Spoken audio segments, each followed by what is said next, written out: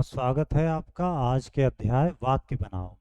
तो जैसा आपने पहले पढ़ा था कि भाषा अपने मन के विचार या भाव को व्यक्त करने के लिए जो हम बोल कर या लिख कर के प्रकट करते हैं उसे कहते हैं भाषा। फिर आपने वर्ड पढ़े, ध्वनि, है ना। फिर आपने शब्द पढ़े। अब आप पढ़ेंगे वाक्य। वाक्य क्या होते हैं? जब अपने मन की बात हम दूसरों तक पहुंचाते तो हमें कई शब्द का एक साथ तालमेल बैठाना पड़ता।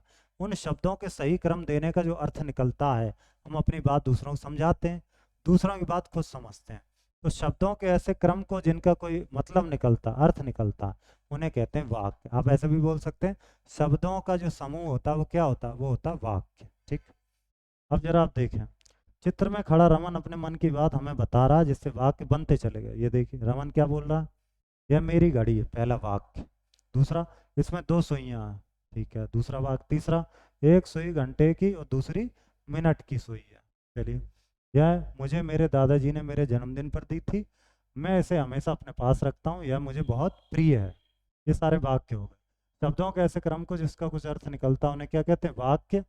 वाक्य के द्वारा ही हम अपनी बात दूसरों को समझाते हैं। अब जरा अभ्यास में आते हैं। अपने संबंधित कोई 5 वाक्य आप भी बता सकते हैं। मेरा नाम राम है, ये पहला वाक्य हो जाएगा। मैं कक्षा 1 में पढ़ता हूँ। ठीक है, इस तरह से आप बाकी अपने बारे में बता सकते हैं। सही वाक्य के सामने चिन्ह लगाइए, गलत सामने रहे। पढ़ हैं बच्चे, तो आगे पीछे गलत हो गया। बच्चे पढ़ रहे हैं, ये सही होगा। मेढक फुदक रहे हैं, ये सही है। झूल झूला, बच्चा रहा।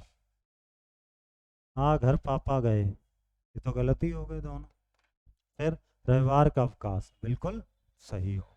ठीक है, चलिए अब आते हैं अगले अध्याय पे। धन्यवाद।